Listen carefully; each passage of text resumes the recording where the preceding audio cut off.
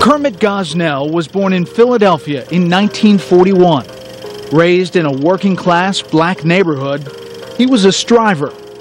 From his humble beginnings, he'd ultimately go on to graduate from Philadelphia's Jefferson Medical College in 1966. The 60s and early 70s were heady days for a generation pushing social and political change. And Kermit Gosnell, MD, fit right in, says author and Fox News executive editor Peter Boyer. He was the expression, the ultimate expression, you could argue, of the civil rights movement. But he was also on the edge of an almost radical vein of thought when it came to what he called women's health issues, which became a kind of euphemism for the abortion rights movement.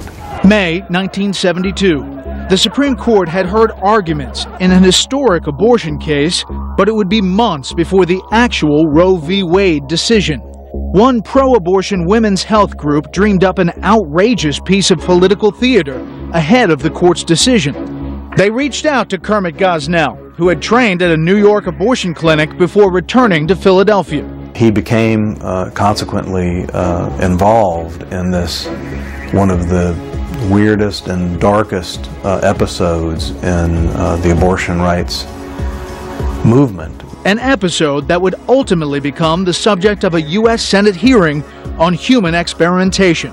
The story begins in Chicago, where abortion was illegal. The women's group chartered a bus to drive 15 poor, pregnant women in their second trimester to Philadelphia, where abortion law was ambiguous.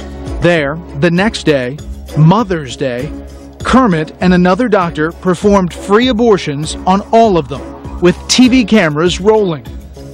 The television footage is lost. Only newspaper accounts survived. They report that Gosnell was using something called a super-coil.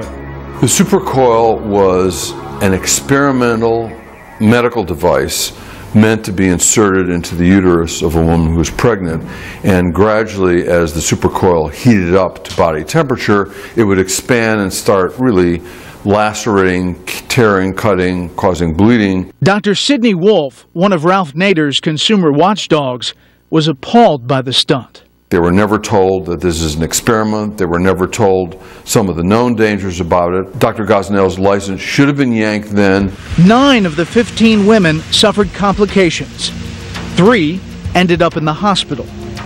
The episode became known as the Mother's Day Massacre. When the Senate held its hearing a year later, Gosnell issued a defiant statement, casting himself as one doctor who actually did something for women's health, rather than just talk about it. Of the Mother's Day abortions, Gosnell wrote, quote, "It would have been irresponsible not to respond to these women.